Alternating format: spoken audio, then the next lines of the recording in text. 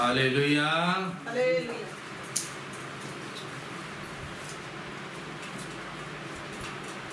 Hallelujah. Hallelujah. परमेश्वर के पिता नाम को जलाल मिले। परमेश्वर के बड़बड़ियों, आप भी अपने पवित्र शास्त्र बाइबल को लें और परमेश्वर के वचन के अंदर हम जाएंगे। परमेश्वर के वचन को हम पढ़ेंगे, उसकी आशीष को हम आज प्राप्त करेंगे। हालेलुया। आइए हम वचन में चलें। दूसरा पत्रस उसका 3 अध्याय उसके 9 से लेकर 14 वचन तक हम वचन को पढ़ेंगे। हालेलुया। Thank you Jesus. दूसरा पत्रस 3 अध्याय 9 से लेकर 14 वचन तक हम परमेश्वर के वचन को पढ़ने जा रहे हैं। आप भी अपने पुस्तकों को, पवित्र शास्त्र बाइबल को अपने पास लें और पढ़ें परमेश्वर के वचन को, और परमेश्वर के वचन का आदर करते हुए अच्छे तरीके से परमेश्वर के सामने बैठें और अच्छे तरीके से परमेश्वर के वचन को पढ़ें और सुनें। प्रभु आशीष देगा। हालेलुया। पढ़ें वचन को। प्रभु अपनी प्रतिज्ञा के विषय में देर नहीं करता, जैसी देर कुछ लोग समझते हैं, पर तुम्हारे विषय में धीरज धरता है और नहीं चाहता कि कोई नष्ट हो, वरन जे कि सबको मन फिराव का अवसर मिले। परंतु प्रभु का दिन चोर के समान आ जाएगा। उस दिन आकाश बड़ी हट के शब्द से जाता रहेगा और तत्व बहुत ही तृप्त होकर पिघल जाएंगे और पृथ्वी और उस पर के काम जल जाएंगे। जबकि ये सब वस्तुएं इस रीति से पिघलने वाली हैं, तो तुम्हें पवित्र चाल चलन और भक्ति में कैसे मनुष्य होना चाहिए और परमेश्वर के उस दिन की बाट किस रीति से जोहना चाहिए और उसके जल्द आने के लिए कैसा यत्न करना चाहिए, जिसके कारण आकाश आग से पिघल जाएंगे और आकाश के गण बहुत ही तपत होकर गल जाएंगे। पर उसकी प्रतिज्ञा के अनुसार हम एक नए आकाश और नई पृथ्वी की आस देखते हैं, जिनमें धार्मिकता वास करेगी। इसलिए हे प्रियो, जबकि तुम इन बातों की आस देखते हो, तो यत्न करो कि तुम शांति से उसके सामने निष्कलंक और निर्दोष ठहरो। हालेलुया। परमेश्वर के बड़े, ये प्रभु के चेले, सबसे बड़े महान चेले, जिनको प्रभु यीशु मसीह ने बहुत बड़ी आशीष दी थी, संत पत्रस, प्रभु की दास पत्रस, जिनको कहा था कि मैं तेरे ऊपर अपनी कलीसिया को बनाऊंगा। ये उनके वचन है, उनके द्वारा बोले हुए वचन है। प्रभु ने उनको कहा था, स्वर्ग की कुंजियां मैं तुझे दूंगा, और जो कुछ तू पृथ्वी के ऊपर बांधेगा बांध जाएगा, पृथ्वी के ऊपर खोलेगा वो स्वर्ग में खुल जाएगा। हालेलुया। परमेश्वर के बड़े संत पत्रस ने बहुत उत्तम, बहुत बढ़िया बातें यहाँ पे हमारे लिए बताई। इसका बहुत सारी बात बीच में विषय आ गए हैं, एक विषय नहीं लेकिन काफी सारे विषय हैं। सबसे पहला विषय तो ये है कि परमेश्वर पिता जो है वो धीरज धर रहे हैं, वो देर कर रहे हैं, वो नहीं चाहते कि धरती के लोग नाश हो जाएं। वो अवसर दे रहे हैं, लोगों को अवसर दे रहे हैं ताकि वो मन फिरा लें और बच जाएं, पश्चाताप कर लें और बच जाएं, प्रभु के निकट आ जाएं, धर्मी बन जाएं, प्रभु की ओर अपना मन फेर लें और पाप से जो छुटकारा पाके प्रभु यीशु मसीह की कृपा के द्वारा, उसके पाक लहू के धोए जाने के द्वारा वो पापों से माफी को प्राप्त करके वो आशीष पा जाएं, नया जीवन पा जाएं। जो प्रभु यीशु मसीह अपने लोगों को जो उद्धार और मुक्ति जो देने आए थे, जिनका जिक्र पिछले दिनों में हमने सुना और हम जानते हैं कि प्रभु उद्धार देने के लिए, मुक्ति देने के लिए और साथ में जो नया जीवन देने के लिए और स्वर्ग का राज हमें देने के लिए आए, और उन्होंने एक सामर्थ, जी उठने की सामर्थ, जो पुनरुत्थान की सामर्थ पावर ऑफ रेजरेक्शन वो अपने लोगों को देते हैं, ताकि वो पाप से और हर एक मृत्यु के बंधन से ची उठने की सामर्थ को पाएं, और ची उठ के जैसे प्रभु यीशु मसीह स्वर्ग में प्रवेश हो गए, अपने पिता परमेश्वर के दाहिने हाथ जा बैठे, उसी तरह से वो लोग भी रेजरेक्शन पावर को प्राप्त करके जो प्रभु के साथ उसके स्वर्ग राज में प्रवेश कर दें। इस दिन के लिए एक आगमन प्रभु ने रखा है कि प्रभु ने जैसे कहा था कि मैं आऊंगा और तुम्हें अपने साथ ले जाऊंगा, ताकि जहां मैं रहूं वहां तुम भी रहो। अपने लोगों के साथ, अपने प्रिय पवित्र लोगों के साथ उन्होंने ये वादा किया था, लेकिन अभी तक वो आए नहीं है। अभी तक प्रभु जो है इस धरती के ऊपर आए नहीं। लंबा टाइम हो गया, काफी टाइम हो गया कि परमेश्वर के लोग इन बातों का प्रचार कर रहे हैं, और शुरू की सदियों में ये वचन जो है लिखे गए थे। शुरू की सदियों में ये वचन जो है परमेश्वर के दासों के द्वारा जो है वो अंकित किए गए थे, बोले गए थे। आज के दिन तक प्रभु यीशु मसीह का आगमन नहीं हुआ। इस कारण से परमेश्वर में बहुत सारे लोग जो हैं वो पिछले दिनों तक तो हंसी ठट्टा भी करते रहे हैं और मजाक भी करते रहे हैं कि उसके आने के वो दिन कहाँ रहे, उसके आने की प्रतिज्ञा कहाँ रही। वो तो कह के गया था कि मैं आऊँगा और तुम्हें अपने साथ ले जाऊंगा। अब हमेश के वीडियो अगर इसी चैप्टर की जो तीसरे ही यही चैप्टर जो है दूसरा पत्रस तीसरा अध्याय उसके 3 से लेकर आगे तक अगर पढ़ें तो वहाँ पे लिखा हुआ है कि अंत के दिनों में हंसी ठट्ठा करने वाले लोग आएंगे। पढ़ लो 3 से 6 तक पढ़ लो आप। हालेलुया। पहले ये जान लो कि अंतिम दिनों में हंसी ठट्ठा करने वाले आएंगे, जो अपनी ही अभिलाषाओं के अनुसार चलेंगे और कहेंगे उसके आने की प्रतिज्ञा कहाँ गई, क्योंकि जब से बाप दादे सो गए हैं सब कुछ वैसा ही है जैसा सृष्टि के आरंभ से था। वह तो जानबूझकर ये भूल गए कि परमेश्वर के वचन के द्वारा आकाश प्राचीन काल से विद्यमान है और पृथ्वी भी जल में से बनी और जल में स्थिर है। हालेलुया। परमेश्वर के प्रियो ये बात पहले से ही संत पत्रस जी ने लिख दी थी, बोल दी थी कि हम कह रहे हैं कि उसका आगमन होगा, उसका आगमन होना है, प्रभु ने आना है। और लेकिन अंत के दिनों में प्रभु के इन वचनों के ऊपर लोग हंसी ठट्ठा करेंगे, मजाक उड़ाएंगे।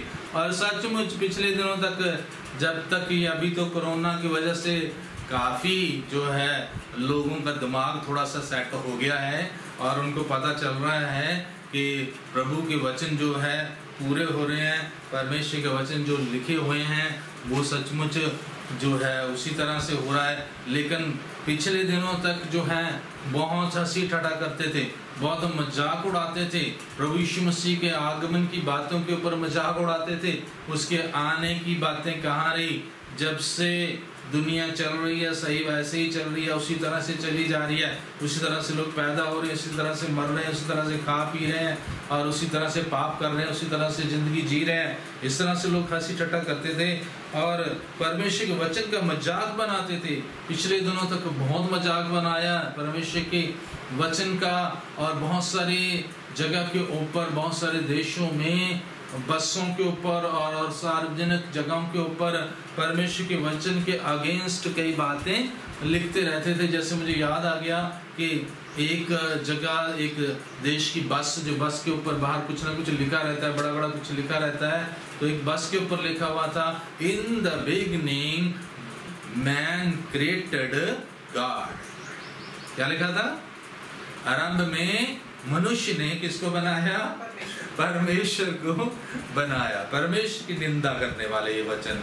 बाइबल के शुरू में क्या लिखा हुआ है कि आरंभ में सबसे पहले इन द बिगिनिंग परमेश्वर ने स्वर्ग को और पृथ्वी को बनाया, और उसके बाद उसने जो सृष्टि की रचना की, बहुत कुछ बनाया, और उसके बाद मनुष्य को बनाया। लेकिन परमेश्वर के बेटे बेटियों लोग मजाक उड़ाते थे बाइबल का, बाइबल के वचनों का, और कहते थे परमेश्वर ने मनुष्य को नहीं बनाया, लेकिन मनुष्य ने परमेश्वर को बनाया। और बहुत सारे कहते थे ये तो ऐसे भ्रम है, लोगों के विचार हैं, ऐसे ही सोचते रहते हैं, ऐसे डरते रहते हैं कि कोई गॉड है, और कोई गॉड है ही नहीं, कोई परमेश्वर है ही नहीं है। परमेश्वर अभी थोड़ी अक्ल आ रही है लोगों को, थोड़ी बहुत ही, थोड़े टाइम के लिए आ जाती है, फिर से वैसे हो जाते हैं।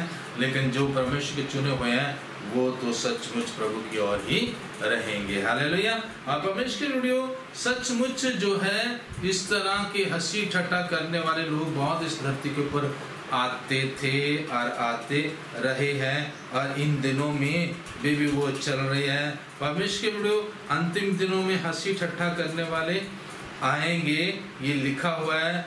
और जो वो आए हुए हैं वो कर रहे हैं हंसी ठट्टा, और अभी भी बहुत सारे जो है कंफ्यूजन में लोग जी रहे हैं। परमेश्वर अंतिम दिन तो चल रहे हैं, इसमें कोई शक नहीं है कि अंतिम दिन चल रहे हैं। बहुत सारे लोग इन दिनों में डर के भय में चले गए हैं कि अंत होने वाला है, इस संसार का अंत हो जाएगा, इस संसार खत्म होने वाला है बस। और अभी बहुत कुछ विपत्तियां, बहुत सारे कष्ट, बहुत सारी चीजें जो है अभी होने वाली है, जो हो जाएंगी। लेकिन परमेश्वर अंत के दिन तो चल रहे हैं, लेकिन इस अंत के दिनों में, इन अंत के दिनों में भी प्यारा पिता परमेश्वर, दयालु परमेश्वर, अनुग्रहकारी प्रभु इस धरती के लोगों के ऊपर दया कर रहे हैं, कृपा कर रहे हैं, अनुग्रह कर रहे हैं। और वो चाहते हैं कि ज्यादा से ज्यादा लोग बच जाएं, क्योंकि अंत जब आ जाएगा वो बहुत मुश्किल है, उस समय बहुत मुश्किल हो जाएगी, बहुत कष्ट आ जाएगा, बहुत समस्या आ जाएगी। जब अंत पहुंच गया तब किसी भी व्यक्ति की बचने की कोई उम्मीद नहीं रहेगी। अभी वो समय है परमेश्वर के लोग बच सकते हैं, और परमेश्वर पिता ने इसीलिए अभी अनुग्रह और दया करके, कृपा करके देर कर रहा है। और इस देर को मूर्ख लोग ये समझते हैं कि वो आएगा ही नहीं, अंत होगा ही नहीं। परमेश्वर जो अंत अभी नहीं है, जब से प्रभु यीशु से धरती के ऊपर आए, चेलों ने प्रचार किया, उसके बाद सुसमाचार फैलता गया, ये सारे अंत के दिन ही है। अंत के दिनों में एक अलग अलग फेज है जो चलते हैं परमेश्वर। पहला फेज जो है अंत के दिनों का अनुग्रह का, दया का युग है, कृपा का युग है, जो अभी वो फेज चल ही रहा है, वो खत्म नहीं हुआ, अभी वो उसी तरह से चल रहा है। अभी भी प्रभु की दया, प्रभु की कृपा, प्रभु का अनुग्रह उसके लोगों के ऊपर बना हुआ है। परमेश्वर अभी भी जो कलीसिया को अगर आप पूछो, कलीसिया के पवित्र लोग जो हैं वो अपने आप को सुरक्षित महसूस कर रहे हैं, अपने आप को आशीषित, ब्लेस्ड वो महसूस कर रहे हैं। उनको प्रभु की आवाज़ सुनाई दे रही है, प्रभु के वचन सुनाई दे रहे हैं, प्रभु की तसल्ली उनको मिल रही है, प्रभु का प्रेम उनको मिल रहा है, प्रभु के विश्वास में वो अभी भी लगातार आगे बढ़ रहे हैं। कारण क्या है परमेश्वर? ये पहला फेज अंत के दिनों का जो है वो प्रभु के प्रसन्न रहने का समय है। ओल्ड टेस्टामेंट में लिखा है कि प्रभु के प्रसन्न रहने के दिन आएंगे। जो प्रभु के प्रसन्न रहने का दिन है उसमें जो लोग जो है धर्मी जो है आशीष पाएंगे, बलवंत हो जाएंगे, बहुत कुछ आशय बरकत में। यशाया की पुस्तक अगर आप निकालिए, यशाया की पुस्तक, उसका वचन जो है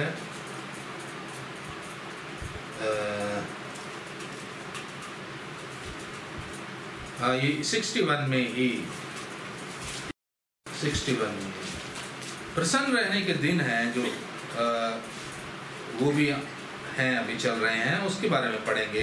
ये प्रभु यीशु मसीह के बारे में भविष्यवाणी संत यशाया ने की थी।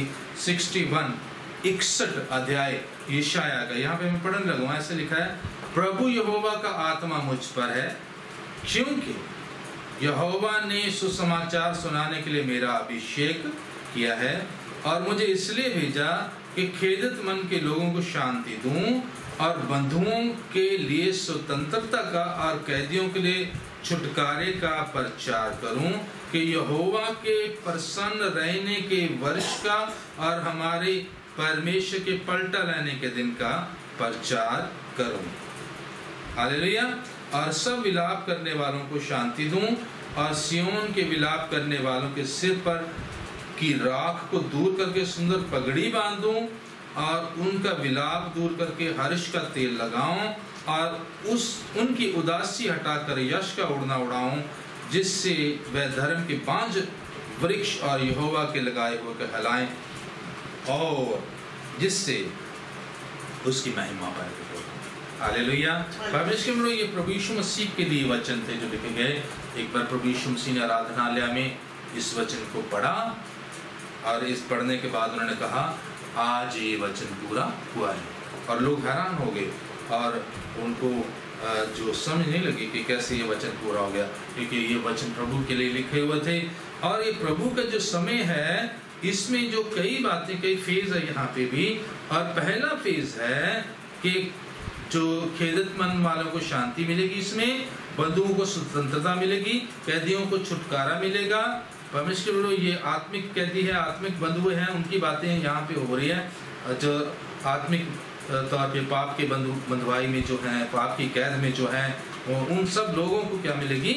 रिहाई मिलेगी, छुटकारा मिलेगी और परमेश्वर के प्रसन्न रहने के ये दिन है। हालेलुया। ये कौन से साल है? परमेश्वर पिता के खुश रहने के दिन। इन दिनों में परमेश्वर पिता खुश है, इन दिनों में परमेश्वर पिता प्रसन्न है। और जब बंदा कोई प्रसन्न होता है उस समय वो अच्छी बातें, दयालुता की बातें, आनंद की बातें वो करता रहता है और शीघ्र जल्दी वो गुस्सा नहीं करता।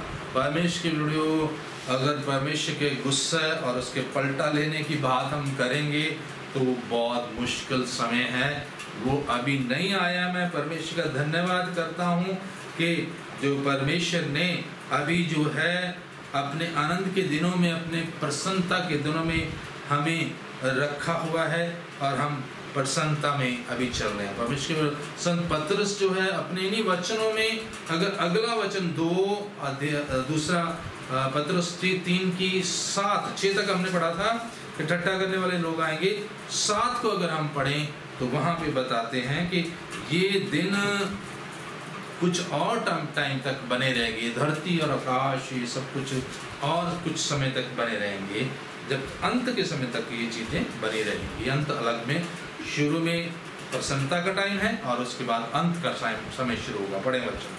पर वर्तमान काल के आकाश और पृथ्वी उसी वचन के द्वारा इसलिए रखे गए हैं कि जलाए जाएं और ये भक्तिहीन मनुष्यों के न्याय और नष्ट होने के दिन तक ऐसे ही रखे रहेंगे। हालेलुया।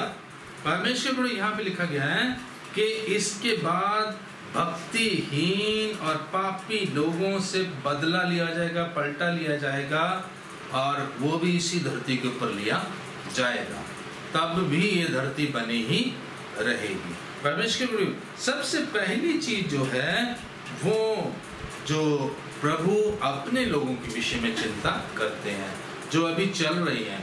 बहुत सारे लोग बड़े कंफ्यूजन में हैं, कुछ बातें मैं बाद में आपको बताऊंगा, लेकिन सबसे मुख्य और सबसे पहली बात मैं आपको बताना चाहता हूं कि परमेश्वर पिता को सबसे पहले बदला लेने की नहीं पड़ी है। परमेश्वर पिता को सबसे पहले अपने लोगों की चिंता है कि उसके लोग बचाए जाएं, उसके लोग पवित्र हो जाएं और उसके लोग स्वर्ग राज के योग्य बन जाएं। ये दिन अभी चल रहे हैं परमेश्वर, क्योंकि इन्हीं दिनों में बहुत सारे लोग अहंकार में भर चुके थे, बहुत सारे लोग जो हैं हंसी ठट्टा कर रहे थे और बहुत सारे लोग जो हैं वो खुदा को छोड़ रहे थे, बहुत सारे लोग परमेश्वर के वचन का विरोध कर रहे थे। बड़ा कुछ ये हो रहा था सारी दुनिया में।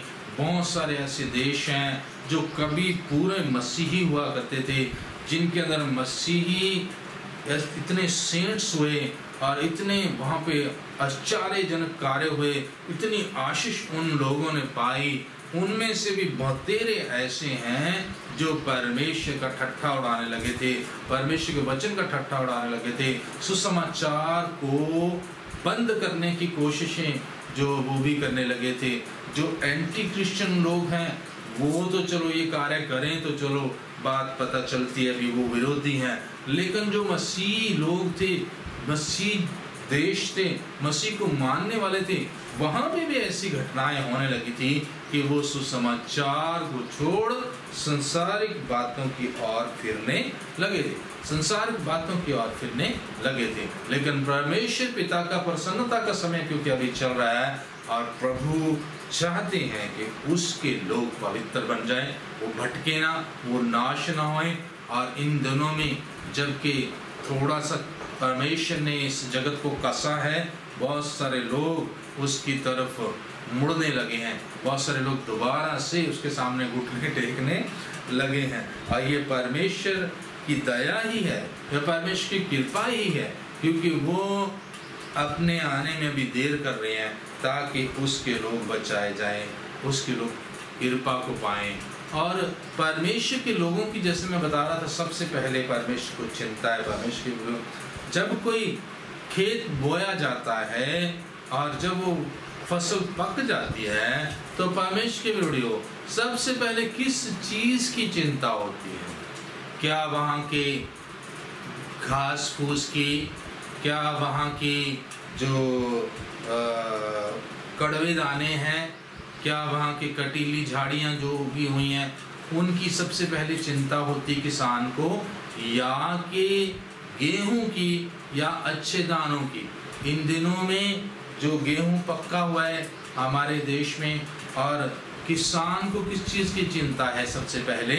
कि वो गेहूं किसी न किसी तरह मैं कलेक्ट कर लूँ, इकट्ठा कर लूँ, निकाल लूँ और उसको मैं संभाल लूँ।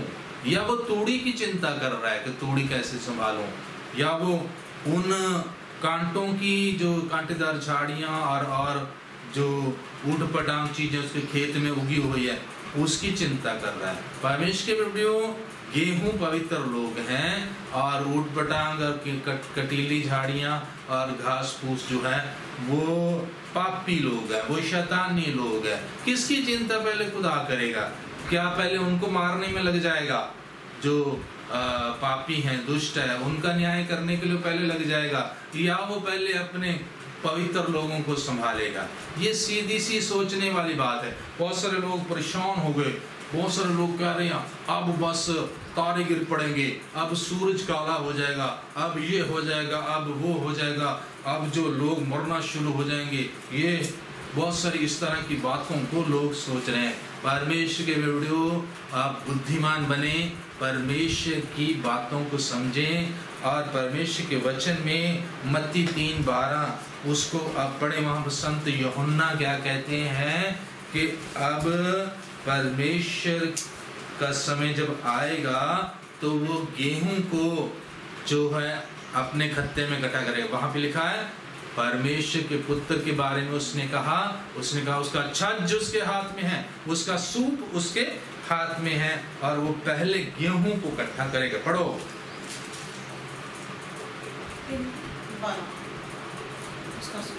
उसका सूप उसके हाथ में है और वह अपना खलिहान अच्छी रीति से साफ करेगा और अपने गेहूं को तो खत्तों में इकट्ठा करेगा, परंतु भूसी को उस आग में जलाएगा जो बुझने की नहीं।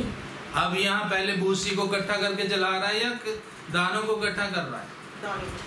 दानों को कर रहा है। हालेलुया। सबसे पहले क्या कर रहा है? प्रभु यीशु के बारे में ये बातें संत यूहन्ना बपतिस्मा देने वाले ने बोली। उन्होंने कहा उसका छज उसका सूप उसके हाथ में है और वो गेहूं को शुद्ध करके साफ करके अपने खत्ते में पहले इकट्ठा करेगा और फिर भूसी जो बचेगी अर्थात पापी लोग, शैतानी लोग, जो लोग भी जो खुदा के नहीं है, वो भूसी है, उसको क्या करेगा? फिर आग लगा के वो छोड़ देगा। परमेश्वर पहले अगर भूसी को आग लगा देंगे, वहीं दाने पड़े हुए हैं, तो क्या दाने नाश नहीं हो जाएंगे? हालेलुया। हालेलुया। दानों को अभी संभालेगा। सबसे पहले मैं आपको बता रहा हूँ, अगर आप दाने हैं, अगर आप प्रभु के पवित्र लोग हैं, आपको सबसे पहले वो संभालेगा। मत्ती की पुस्तक 13 अध्याय उसका 30 वचन पढ़ेगा। हालेलुया। 30 कटनी तक दोनों को एक साथ बढ़ने दो। कटनी तक दोनों को एक साथ बढ़ने दो। और कटनी के समय में काटने वालों से कहूँगा कि पहले जंगली दाने के पौधे बटोर कर जलाने के लिए उनके गड्ढे बांध लो और गेहूं को मेरे खत्ते में इकट्ठा करो। गेहूं को इकट्ठा करो और जो जंगली दाने हैं उनको जलाने की भी तैयारी तुम कर दो। मत्ती की पुस्तक 13 अध्याय उसके 36 लेकर 43 वचन तक भी पढ़े। तब वह भीड़ को छोड़कर घर में आया और उसके चेलों ने उसके पास आकर कहा, खेत के जंगली दाने का दृष्टांत हमें समझा दे। उसने उनको उत्तर दिया, अच्छे बीज का बोने वाला मनुष्य का पुत्र है। खेत संसार है। अच्छा बीज राज्य की संतान और जंगली बीज दुष्ट की संतान है। जिस शत्रु ने उनको बोया वह शैतान है। कटनी जगत का अंत है और काटने वाले स्वर्गदूत हैं। अतः जैसे जंगली दाने बटोरे जाते और जलाए जाते हैं, वैसे ही जगत के अंत में होगा। मनुष्य का पुत्र अपने स्वर्गदूतों को भेजेगा और वह उसके राज्य में से सब ठोकर के कारणों को और कुकर्म करने वालों को इकट्ठा करेंगे और उन्हें आग के कुंड में डालेंगे, जहां रोना और दांतों का पीसना होगा। और उस समय धर्मी अपने पिता के राज्य में सूर्य के समान चमकेंगे। जिसके कान हो वह सुन ले। हालेलुया। परमेश्वर के वीडियो यहाँ पे जंगली दानों का और गेहूं के दानों का दृष्टांत यहाँ प्रभु यीशु मसीह ने समझाया। उन्होंने कहा, मेरी संतान, मेरे लोग जो है वो गेहूं के दाने हैं और जो शैतान के पीछे चलने वाले हैं वो जंगली दाने हैं। और जंगली दानों को स्वर्गदूतों को भेजा जाएगा और स्वर्गदूत उनको सजा देंगे, स्वर्गदूत उनको जला देंगे। हालेलुया। और खेत ये क्या है? पूरा संसार है। हालेलुया। परमेश्वर पिता की जो योजनाएं पवित्र शास्त्र बाइबल में पहले से लिखी गई है, सबसे पहले जो है अपने पवित्र दानों को, अपनी खेत की उपज को अपने खत्ते में इकट्ठा किया जाता है। और सेकंड नंबर के ऊपर जो है फिर जंगली जड़ी बूटियों और जंगली जो कांटे और जंगली दानों को, उन सब को नाश किया जाता है। घास फूस को उसके बाद जला दिया जाता है। अभी भी जो है हमारे खेतों में पिछले दिनों तक क्या होता था, जो पैडी की फसल होती थी, जो चावल की फसल होती थी, चावल काट लिए जाते थे, ऊपर से चावलों को मशीनों से काट लिया जाता था। चावल अपने जो पैडी है उसको घरों में या मंडियों में भेज दिया जाता था और जो बचा हुआ फूस है उसको लोग आग लगा देते थे। अभी ऐसा नहीं करना है, जो सरकार ने मना कर दिया है कि उससे वो पोल्यूशन होता है और उसको और ढंग से नाश कर रहे हैं, और ढंग से वहां से निकाल रहे हैं। उसका निकालना तो बहुत जरूरी है, वो संसारिक बात है। लेकिन परमेश्वर का वचन बताता है जंगली पौधों को, जंगली दानों को, घास फूस को बाद में जला दिया जाता है, लेकिन पहले उसकी गेहूं की फसल उसके घर में जानी चाहिए, उसके लोग उसके घर में जाने चाहिए। क्या अभी उसके लोग उसके घर में पहुंच चुके? नहीं। हालेलुया। क्या अभी प्रभु यीशु मसीह स्वर्ग से आए अपने लोगों को लेने के लिए, जैसे वो वादा करके गए थे कि मैं जाता हूं और फिर से तुम्हारे लिए वापस आऊंगा और तुम्हें अपने घर में ले जाऊंगा, ताकि जहां मैं रहूं वहां तुम भी रहो। अभी प्रभु नहीं आए। परमेश्वर के बड़ियों, ये चर्च, कलीसिया में आपको ये बताना चाहता हूँ, सबसे पहले परमेश्वर अपने पवित्र दानों को, अपने पवित्र लोगों को, अपने गेहूं को अपने घर में ले जाएगा, इकट्ठा करेगा। हागी नबी जो है उसका दूसरा अध्याय उसका 8वां वचन मैं आपको पढ़ाना चाहता हूँ। आगे हज्जी इंग्लिश में बोलते हैं उसको, हागे नबी उसका दूसरा अध्याय उसका 8वां वचन, जल्दी पढ़ो। चांदी तो मेरी है और सोना भी मेरा ही है। हालेलुया। चांदी तो मेरी है, सोना भी मेरा। पूरा 8वां वचन पूरा पढ़ो। चांदी तो मेरी है और सोना भी मेरा हालेलुया।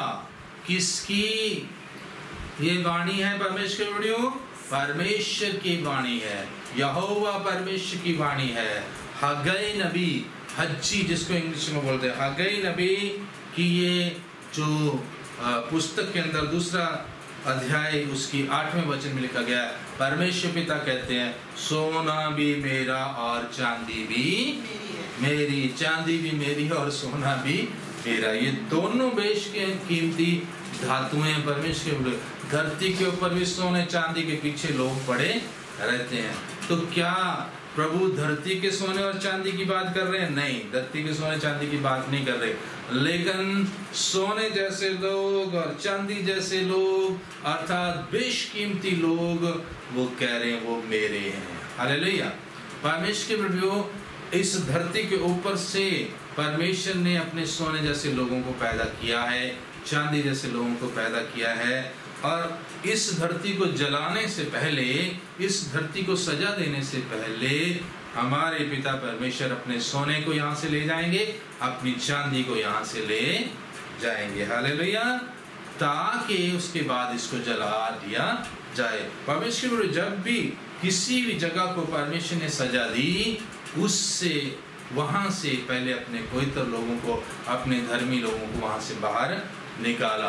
संत अब्राहम, पिता अब्राहम के समय में उसका जो भतीजा लूत सदोम और अमोरा नाम के शहर के अंदर रहता था, और परमेश्वर ने देखा वो दोनों शहर जो है बेहद पाप में डूब गए थे, दुष्टता में डूब गए थे। और अभी भी वही समय है परमेश्वर के प्रभु, अभी भी वर्तमान ये धरती, वर्तमान काल, वर्तमान के लोग जो हैं, सदोम और अमोरा और मिस्र जैसे लोग जो है इस धरती के ऊपर हो गए हैं, उस तरह का पाप यहाँ भी इस धरती के ऊपर होता है। और जैसे पुराने नियम में जो परमेश्वर ने उन दोनों शहरों को जलाने से पहले उनके अंदर से लूत जो धर्मी था और उसके परिवार को उसने उस शहरों से बाहर निकाल लिया। वचन में लिखा हुआ है स्वर्गदूत वहां पहुंचे थे, उन्होंने लूत की जो पत्नी, उसकी 2 बेटियों को वहां से बाहर निकाला।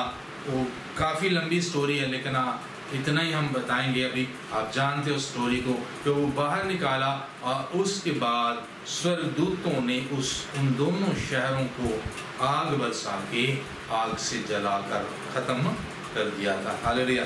यही चीजें होने वाली। परमेश्वर सबसे पहले परमेश्वर अपने लोगों को इस धरती से निकालेगा, इस धरती से लेगा। और हमने पढ़ा प्रभु कहते हैं, परमेश्वर कहते हैं सोना भी मेरा और चांदी भी मेरी। अब परमेश्वर सोना जो है सबसे उत्तम है और सबसे उत्तम कलीसिया है, जिसको परमेश्वर सोना कहते हैं।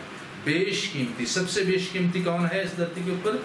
बहुत सारे धर्मी हैं, बहुत सारे धर्मी लोग जो इस धरती के ऊपर आते रहे हैं और अभी भी हैं और आने वाले टाइम में भी आएंगे। लेकिन उनमें से पहलौठी और सबसे उत्तम और जिसको सर्वांग सुंदरी जो है परमेश्वर के वचन में कहा गया है, एक मेरा वचन भी था, उसकी सीडी बनी थी जो सर्वांग सुंदरी, वो कलीसिया के विषय में था। कलीसिया सर्वांग सुंदरी है, जो सर्वांग का अर्थ होता है जिसका हर अंग अति सुंदर हो, जो बहुत ही खूबसूरत हो।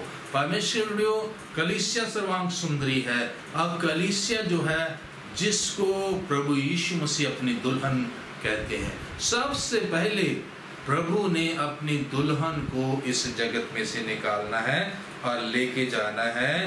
कलीसिया जो है सोना है। 2 चीजें यहाँ पे लिखी, सोना और चांदी, दोनों चीजें मेरी हैं प्रभु कह रहे। लेकिन मैं आपको सीधा सीधा बात बताना चाहता हूँ कि जो प्रभु की पवित्र कलीसिया है वो सोना है, इस धरती का सोना, जो प्रभु की कृपा से, प्रभु के लहू से जिस कलीसिया को पवित्र किया गया, प्रभु के लहू से जिस कलीसिया को ब्लेस किया गया, आशीष किया गया, और वो प्रभु के लहू से खरीदी हुई कलीसिया है। परमेश्वर इस जगत में से, पाप के इस जगत में से परमेश्वर पिता ने इसके लिए ऐसा इंतजाम किया कि अपने पुत्र का लहू देकर इस कलीसिया को खरीदा है। ये सबसे कीमती है, क्योंकि इसके लिए सबसे कीमती चीज अदा की गई है। और सबसे कीमती चीज क्या थी? प्रभु यीशु मसीह का लहू, जो वो बेशकीमती है।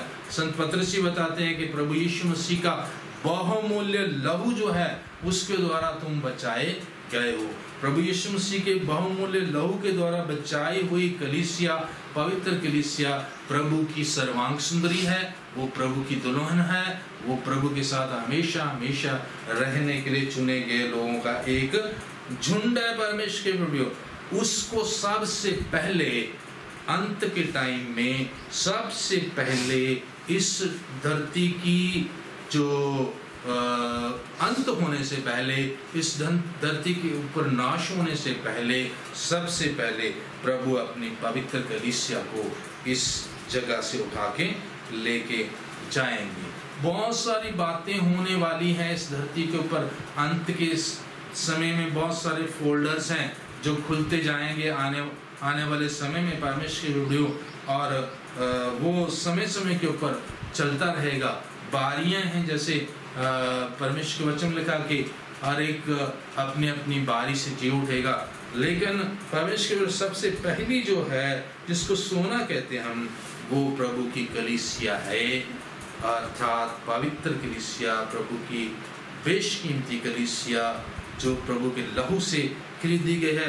इसके लिए पहला थिस्सलुनीकियों 4 अध्याय उसके 16 वचन से लेकर 18 वचन तक लिखा गया है कि प्रभु आप स्वर्ग से उतरेंगे और उस समय प्रधान दूत अपना जो शब्द बोलेगा और परमेश्वर की तुरही उस समय फूंकी जाएगी, और इस धरती के ऊपर जितने मसीह में सो चुके हैं वो जी उठेंगे। और साथ में जो उस समय पवित्र लोग धरती के ऊपर होंगे, अर्थात कलीसिया की योग्यता रखने वाले, प्रभु की पवित्र कलीसिया की योग्यता रखने वाले पवित्र लोग, वो बदल जाएंगे और वो स्वर्ग को उठाए जाएंगे। और वहां पे लिखा है कि वो हवा में प्रभु से मिलेंगे। कहाँ मिलेंगे? हवा में, एयर में। प्रभु यीशु मसीह स्वर्ग से नीचे आएंगे, धरती के ऊपर बिल्कुल भी नहीं आएंगे। पढ़े उस वचन को जल्दी। 4:15-16 क्योंकि प्रभु आप ही स्वर्ग से उतरेगा, उस समय ललकार और प्रधान दूत का शब्द सुनाई देगा और परमेश्वर की तुरही फूंकी जाएगी, और जो मसीह में मरे हैं वे पहले जी उठेंगे। तब हम जो जीवित और बचे रहेंगे उनके साथ बादलों पर उठा लिए जाएंगे कि हवा में प्रभु से मिलें, और इस रीति से हम सदा प्रभु के साथ रहेंगे। इस प्रकार इन बातों से एक दूसरे को शांति दिया करो। हालेलुया। परमेश्वर के बड़ो यहाँ नोट करें, आप अच्छे से नोट करें क्या लिखा हुआ है। प्रभु स्वर्ग से उतरेंगे, धरती के ऊपर नहीं आएंगे। हालेलुया। स्वर्ग से उतरेंगे नीचे, और साथ में स्वर्गदूत होंगे, प्रधान दूत जो बोलेगा, जो भी बोलना है। यहाँ नहीं लिखा क्या बोलते हैं, वो क्या बोलते हैं वो प्रभु जानते हैं। प्रधान दूत का शब्द सुनेगा उस समय, और तुरही फूंकी जाएगी, और यहाँ से मृतक जिंदा होकर स्वर्ग को उठाए जाएंगे, और साथ में पवित्र लोग जो धरती के ऊपर जिंदा वो भी ऊपर उठाए जाएंगे। और हवा में वो जाके किससे मिलेंगे? प्रभु से मिलेंगे। एयर में आएंगे प्रभु, मिड एयर में वो उतरेंगे। और आगे लिखा गया, ध्यान से इस चीज को भी नोट करना कि उसके बाद वो हमेशा हमेशा प्रभु के साथ ही रहेंगे। ये उठाए गए लोग कहाँ रहेंगे उसके बाद? हमेशा हमेशा प्रभु यीशु के साथ ही रहेंगे। कल एक भाई जो है मुझे फोन पे उन्होंने जो पूछा स्टडी लेने के लिए, वो बोलने लगे, वो कहने लगे कि अंतिम तुरही फूंकते ही ये बातें हो जाएंगे, और अविनाशी दशा में मृत्यु को उठाए जाएंगे, और फिर वो सदा सदा प्रभु के साथ रहना शुरू करेंगे। पढ़ें। हे भाइयों, मैं ये कहता हूँ कि मांस और लहू परमेश्वर के राज्य के अधिकारी नहीं हो सकते, और ना नाशवान अविनाशी का अधिकारी हो सकता है।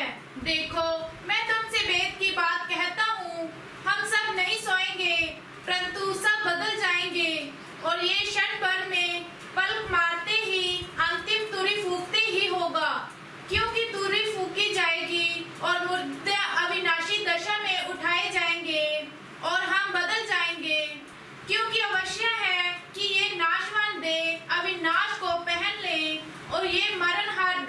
अमरता को पहन ले। और जब ये नाशवान अविनाश को पहन लेगा और ये मरणहार अमरता को पहन लेगा, तब वह वचन जो लिखा है पूरा हो जाएगा। जय ने मृत्यु को निगल लिया। हे मृत्यु, तेरी जय कहाँ रही? हे मृत्यु, तेरा डंक कहाँ रहा? हालेलुया।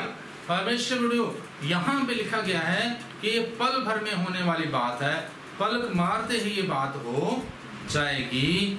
और इसी चीज को प्रभु यीशु मसीह का चोर की माने आना भी इसको बोला जाता है। परमेश्वर प्रभु ये अंत नहीं है, ये अंतिम समय में होने वाली सबसे महत्वपूर्ण और सबसे पहली घटना है। हालेलुया। जिसमें प्रभु अपने सोने को यहाँ से लेके जाएंगे, अपनी कलीसिया जो सोना है उसको लेकर वो जाएंगे। और सचमुच परमेश्वर चोर की मानद क्यों लिखा? क्योंकि जब चोर आता है वो भी अगर किसी घर में घुसता है तो वहां से क्या टेबल उठा के लेके जाएगा, या बेड उठा के लेके जाएगा, या कोई कपड़े उठा के लेके जाएगा? क्या लेके जाता है चोर? कीमती से कीमती चीजें जो बहुत थोड़ी सी जगह पे जो मुट्ठी में भी ले जा सकता है, वो सोना या कैश, हीरे मोती या कोई भी ऐसी चीज जो सबसे ज्यादा बेशकीमती होगी, उसको वो लेके जेब में डालेगा या कैसे भी बैग में डालेगा और लेके चला जाएगा। इसीलिए प्रभु के वचन में लिखा है कि प्रभु यीशु मसीह का आगमन जो है अपनी कलीसिया के लिए वो चोर की मानंद है। हालेलुया। बहुत सारे लोग कंफ्यूज रहते हैं इन बातों के ऊपर, लेकिन परमेश्वर कलीसिया पवित्र है और बेशकीमती है। उसको लेने के लिए प्रभु यीशु मसीह में डेर में आएंगे अपनी दुल्हन को लेने, और यहाँ से दुल्हन उठाई जाएगी, यहाँ से दुल्हन उसके साथ जाके मिलेगी। और फिर दूल्हा दुल्हन कभी भी अलग होने वाले नहीं है, वो इकट्ठे रहेंगे। हालेलुया। जो कुछ भी होगा इकट्ठे ही होगा, जहाँ भी जाएंगे इकट्ठे ही वो जाएंगे, जहाँ भी रहेंगे इकट्ठे ही वो रहेंगे। परमेश्वर ये सबसे महत्वपूर्ण और सबसे जरूरी घटना है जो होने वाली है इस जगत के अंतिम समय की सबसे पहली घटना। ये जो वो समय होगा जब प्रसन्नता का समय खत्म हो जाएगा। जिस दिन ये घटना होगी उसी दिन प्रसन्नता का समय क्या हो जाएगा? खत्म हो जाएगा। फिर प्रसन्नता का समय नहीं रहेगा, फिर अनुग्रह का समय नहीं रहेगा। परमेश्वर के वचन में लिखा गया कि उसके बाद जो है परमेश्वर जो है अपना हाथ, अनुग्रह का हाथ इस कलीसिया से उठा लेंगे, हटा लेंगे, इस दुनिया के ऊपर से हटा लेंगे परमेश्वर।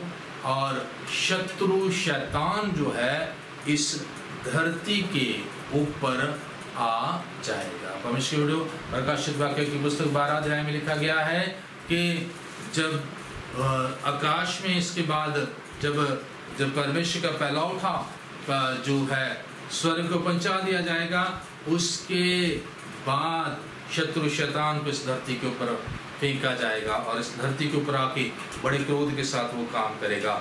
और तब भयानक परिस्थितियां यहाँ पे शुरू हो जाएंगी। हालेलुया। परमेश्वर मैं बता रहा था सबसे पहले सोना जाएगा, और सोना है कलीसिया, सोना है कलीसिया। कलीसिया को प्रभु लेकर जाएंगे परमेश्वर। और ये घटना हुई नहीं, अभी होने वाली है। इस घटना के लिए तैयार हो जाएं आप, इस समय के लिए आप अपनी तैयारी करो कि प्रभु यीशु मसीह आए और आप उसके साथ स्वर्ग को उठाए जाएं। पल भर में बदलने के लिए आपके अंदर सामर्थ होनी चाहिए, शक्ति होनी चाहिए कि आप पल भर में आपका शरीर जो है वो महिमा की देह में कन्वर्ट होकर स्वर्ग को उठाया जाए, या मरने से पहले आप उस पवित्रता को, उस आशीष को प्राप्त करके मरो, अर्थात सो जाओ कि जब प्रभु आए तो आप उसकी आवाज को सुने और आपका मृतक शरीर जी उठ के जो है उसके साथ स्वर्ग को उठाया जाए। ये ड्यूटी है मेन। इन दिनों में बहुत सारे लोग ज्ञान बटोरने में, तरह तरह की बातों को करने में लगे हुए हैं। परमेश्वर बहुत सारे भविष्यवाणियां करके अपने आप को बहुत बड़ा जो संत दिखाने की कोशिश कर रहे हैं, बहुत सारे कुछ और जो है बातें कर रहे हैं। परमेश्वर के बेटियों, ये वो दिन है जब हम सबको प्रभु यीशु मसीह के आगमन में जाने के लिए अपने आप को तैयार करने की आवश्यकता है, क्योंकि सबसे पहली घटना यही होएगी। हालेलुया। और कोई भी और घटना होने वाली नहीं है। सबसे पहले प्रभु अपने सोने को लेके जाएगा। बहुत सारी कन्फ्यूजन है लोगों को, जो प्रभु दूर करे। हमारी प्रार्थना है कि प्रभु उनके कन्फ्यूजन्स को दूर करे। और कुछ वचन जो आज भी मैं दूंगा, जबकि कन्फ्यूजन्स बहुत हैं, बातें बहुत हैं, लेकिन मैं कुछ बातें आज भी शेयर करूंगा। सबसे पहली कलीसिया है, और दूसरे नंबर के ऊपर शहीद है, जिनको इस धरती के ऊपर मसीह के नाम में शहीद किया जाएगा। वो भी कलीसिया उठाए जाने के बाद। परमेश्वर के वीडियो, रेवल्यूशन की पुस्तक उसका 13वां अध्याय उसके 14 से लेकर 18 वचन तक ये लिखा गया है कि इस धरती के ऊपर मसीह विरोधी आएगा और वो अद्भुत चिन्ह, बहुत सारी ऐसी चीजें करेगा, और वो करने के द्वारा जो है लोगों को भरमाएगा और लोगों को जो अपने अधीन चलाएगा, और जो कोई उसकी बात नहीं मानेगा उसको वो कत्ल कर देगा। पढ़े। उन चिन्हों के कारण जिन्हें उस पशु के सामने दिखाने का अधिकार उसे दिया गया था, वह पृथ्वी के रहने वालों को बरमाता था और पृथ्वी के रहने वालों से कहता था कि जिस पशु के तलवार लगी थी वह जी गया है, उसकी मूर्ति बनाओ। उसे उस पशु की मूर्ति में प्राण डालने का अधिकार दिया गया कि पशु की मूर्ति बोलने लगे, और जितने लोग उस पशु की मूर्ति की पूजा ना करें उन्हें मरवा डाले। उसने छोटे बड़े, धनी कंगाल, स्वतंत्र दास सबके दाहिने हाथ जा उनके माथे पर एक एक शाप करा दी। उसको छोड़ जिस पर शाप अर्थात उस पशु का नाम जहाँ उसके नाम का अंक हो, अन्य कोई लेन देन ना कर सके। ज्ञान इसी में है, जिसे बुद्धि हो वह इस पशु का अंक जोड़ ले, क्योंकि वह मनुष्य का अंक है और उसका अंक 666 है। हालेलुया। परमेश्वर के बड़ों, यहाँ पे लिखा गया है कि बड़े बड़े चिन्ह वो दिखाता था, मनुष्यों के सामने स्वर्ग से आग गिरा देता था, और जो और भी बहुत सारे तरीकों से वो भरमाता था। मूर्तों के अंदर वो प्राण डाल देता था। मूर्तियों के अंदर प्राण डालते, वो बोलने लगेंगी, बातें करने लगेंगी। इस तरह के अद्भुत चिन्ह जो शत्रु शैतान का एक जो एजेंट है वो इस धरती के ऊपर आकर करेगा। और साथ ही साथ में लिखा गया है कि उसे अधिकार दिया गया, पशु की वो पूजा करवाता था, अर्थात शैतान की पूजा करवाता था, और जो कोई उसकी मूर्ति की पूजा नहीं करता उसको वो मरवा डालता था। और साथ में यहाँ पे लिखा गया है कि उसने दाहिने हाथ के ऊपर जो एक मोहर करा दी या माथे के ऊपर मोहर लगवा दी उन लोगों के ऊपर जो उसकी बात मानते थे, जो उसके पैरोकार थे, जो उसके पीछे चलते थे, और वही लोग इस धरती के ऊपर लेन देन भी कर सकेंगे उस टाइम में, और बाकी सब को वो मरवा डालेगा। और उस मनुष्य का अंक जो है वो पशु का अंक अर्थात शैतान का अंक, और वो मनुष्य का अंक होगा अर्थात 666। ये 666 के अंक के बारे में अभी मैं बात नहीं कर रहा, लेकिन सीधी स्पष्ट बात ये है कि एक समय ऐसा आने वाला है जिसमें प्रभु के लोगों को जो इस धरती के ऊपर बचे होंगे, जो कलीसिया एक बार उठाई जाती है, उसके बाद भी मसीह लोग इस धरती के ऊपर जो बाइबल को जानने वाले लोग जो हैं, जो अधूरे विश्वासी थे, वो इस धरती के ऊपर बचेंगे, और उस समय उनके बीच में ये घटनाएं होना शुरू हो जाएंगी। क्योंकि परमेश्वर के वीडियो बहुत सारे लोग इन चीज़ों को कलीसिया के साथ जोड़ रहे हैं इन दिनों में भी, और बहुत सारे कह रहे हैं ऐसा समय कलीसिया के ऊपर आएगा, इस तरह की चीज़ें कलीसिया के ऊपर आएगी, कष्ट का समय कलीसिया के ऊपर आएगी, उनके जो मोहरें लगेंगी, उनकी प्रॉब्लम्स बढ़ जाएंगी और उनको स्थिर रहना होगा, उनको मार डाला जाएगा। लेकिन परमेश्वर के बेटों, ये चीजें जो है कलीसिया के समय में होने वाली नहीं है। ये कलीसिया उठाए जाने के रैप्चर के बाद जब सोने को प्रभु ले जाएगा और उसके बाद चांदी को ढूंढेगा इस धरती के ऊपर, तब की बात है। परमेश्वर के बेटों, सोने के टाइम में ये चीजें नहीं है। सोना तो सोना है, उसको प्रभु जो है अचानक से लेके जाएंगे। और कलीसिया के बारे में मैं आपको बताना चाहता हूँ। कलीसिया लूका की पुस्तक 21 अध्याय उसके 10 से लेकर आगे वचन जो है, वहाँ पे प्रभु यीशु मसीह ने कलीसिया के विषय में जो 3 चीजें बताई कि कलीसिया के ऊपर 3 चीजें बनी रहेंगी, लेकिन कलीसिया सुरक्षित भी रहेगी। पढ़ो बच्चों। तब उसने उनसे कहा, जाति पर जाति और राज्य पर राज्य चढ़ाई करेगा, और बड़े बड़े भूकंप होंगे, और जगह जगह अकाल और महामारियां पड़ेंगी, और आकाश के भयंकर से भयंकर बातें और बड़े बड़े चिन्ह प्रकट होंगे। परंतु इन सब बातों से पहले वे मेरे नाम के कारण तुम्हें पकड़ेंगे और सताएंगे और पंचायतों में सौंपेंगे और बंदीगृह में डलवाएंगे और राजाओं और हाकिमों के सामने ले जाएंगे। पर ये तुम्हारे लिए गवाही देने का अवसर हो जाएगा।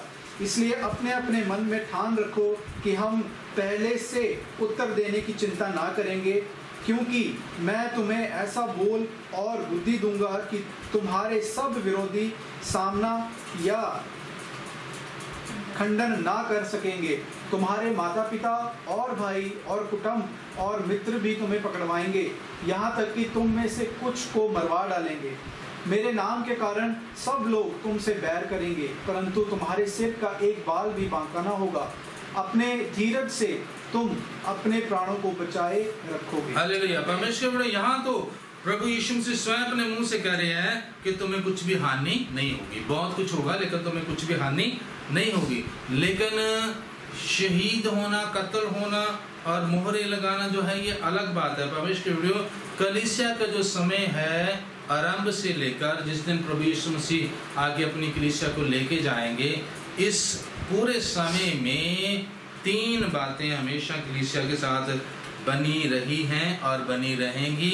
सबसे पहली बात गवाही, जिसको सुसमाचार बोलते हैं, और दूसरी बात है सताव, जो आरंभ से ही कलीसिया के ऊपर होता आया। क्या चेलों के ऊपर सताव नहीं होया? क्या चेलों को नहीं पकड़वाया गया? क्या उसके बाद नहीं लोगों को पकड़वाया गया? क्या उनको जुल्म उनके ऊपर नहीं किए गए? आराम से ये चलता आ रहा है। ये आने वाले समय की बात नहीं है परमेश्वर को कि जब एंटी क्राइस्ट आएगा, मोहरे लगाएगा, तब के सताव की बात नहीं है। ये कलीसिया के साथ 3 चीजें हमेशा ही बनी रही है। और तीनों चीजें क्या है? सुसमाचार की गवाही और सताव और सुरक्षा। हालेलुया। 300 हैं हिंदी के, सुसमाचार और सताव और सुरक्षा। ये 3 चीजें यहाँ पे भी प्रभु यही कह रहे हैं। कोई एक तो वो कह रहे हैं कि भूंडोल होंगे, बरियां पड़ेंगी, आकाश से भयंकर बातें होंगी, बहुत सारे चिन्ह प्रकट होंगे। और ये चिन्ह अभी प्रकट हो रहे हैं और ये बढ़ रहे हैं अभी और तेज हो रहे हैं। और सेम टाइम पे जो है सताव जो है कलीसिया के ऊपर चलता रहेगा। वो पहले भी चलता था, अभी भी चलता है, और जब तक प्रभु यीशु मसीह का आगमन हो नहीं जाता रैप्चर, तब तक भी ये चलता ही रहेगा। लेकिन ये साधारण सताव होगा क्योंकि परमेश्वर बचाने वाला है। क्योंकि आगे उसने लिखा, विरोधी बड़ा कुछ करेंगे, तुम्हारा खंडन करेंगे, तुम्हें बहुत सताने की कोशिश करेंगे, मारने की कोशिश करेंगे, और कुछ को मार भी देंगे। लेकिन साथ में लिखा है, परंतु तुम्हें टेंशन करने की जरूरत नहीं है, परंतु तुम्हारे सिर का एक बाल भी बांका नहीं होगा। अपने धीरज से तुम अपने प्राणों को बचाए रखोगे। परमेश्वर, ये कलीसिया के टाइम में ये चीजें चलती रहेंगी कि कलीसिया के ऊपर सताव, कलीसिया का सुसमाचार फैलता रहेगा, और साथ ही साथ में परमेश्वर की ओर से, पवित्र आत्मा की ओर से प्रभु की सुरक्षा जो उनके ऊपर बनी रहेगी। और एक दिन इस सोने रूपी कलीसिया को, इस सर्वांग सुंदरी कलीसिया को प्रभु ले जाएंगे। उसके बाद शत्रु शैतान इस धरती के ऊपर बचे हुए मसीहों को उनके विश्वास को खत्म करने की कोशिश करेगा, क्योंकि बहुत सारे ऐसे हो जाएंगे। अब देखो आपकी कलीसिया जो क्या उसमें से सब के सब ऐसे लोग हैं जो स्वर्ग को उठाए जाने की योग्यता रखते हैं? नहीं। परमेश्वर के किसी भी कलीसिया में इस तरह के सारे लोग नहीं होते हैं। कुछ जो हैं पूरी तरह से तैयार हैं, कुछ अभी अधूरे हैं, कुछ अभी बिल्कुल ही नीचे चल रहे हैं। परमेश्वर के वीडियो जो तैयार होंगे उनको परमेश्वर अपने खत्ते में इकट्ठा करेगा। जो सर्वांग सुंदरी है, जो गेहूं के दाने तैयार हैं, उनको अपने खत्ते में इकट्ठा करेगा। बाकी इस धरती के ऊपर छोड़े जाएंगे और यहाँ से पवित्र आत्मा भी उस समय उठाया जाएगा, वचन भी इस धरती से उठाया जाएगा। उस समय शैतान का राज्य इस धरती के ऊपर आ जाएगा और वो उन लोगों को सबसे पहले कत्ल करेगा, मारेगा जो लोग प्रभु के ऊपर कहीं ना कहीं विश्वास रखते हैं और उनको अपनी मूर्ति की पूजा करवाने की कोशिश करेगा परमेश्वर। और बहुतेरे उस समय अपने विश्वास को जो जागृत करेंगे और उनको बहुत सारे इस तरह के लोग होते हैं जो आज वचन सुनते हैं, लेकिन उनको होता ठीक है हम तैयारी करेंगे और इसी टाइम में अगर प्रभु आ गए तो वो हाथ छोड़ दिए जाएंगे, वो रह जाएंगे, वो नहीं जा पाएंगे जो पवित्र कलीसिया के साथ। उनके साथ ये जो सेकंड क्लास में उनको जो पवित्र करने के लिए उनके ऊपर शत्रु शैतान जो है वो उस समय जुल्म करेगा परमेश्वर। और जितने उस समय अपना सिर कटवाते हैं वो लोग जो हैं परमेश्वर के धर्मी जन ठहरेंगे और वो कभी भी कलीसिया की जो हाइट को, कलीसिया के दर्जे को प्राप्त नहीं करेंगे, लेकिन सेकंड नंबर के वो धर्मी ठहरेंगे। और उन लोगों के लिए स्वर्ग के राज में जो स्थान की जगह सबसे पहले इस धरती के ऊपर 1000 साल के राज्य में वो प्रवेश करेंगे। कलीसिया तो सीधी प्रभु के साथ उठाई जाती है और स्वर्ग में प्रवेश करती है, वहाँ नया यरूशलेम है, वहाँ पे प्रवेश करती है। लेकिन परमेश्वर के जो लोग इस धरती के ऊपर प्रभु यीशु मसीह के नाम में गवाही देते हुए अपना सिर कटवाएंगे, आने वाले टाइम में वो सेकंड क्लास में जाते हैं और वो सबसे पहले इस धरती के ऊपर 1000 साल का एक राज्य आने वाला है, उसके अंदर वो जाएंगे। प्रकाशित वाक्य की पुस्तक 20वां अध्याय उसका 4था वचन आप पढ़िए। फिर मैंने सिंहासन देखे और उन पर लोग बैठ गए और उनको न्याय करने का अधिकार दिया गया।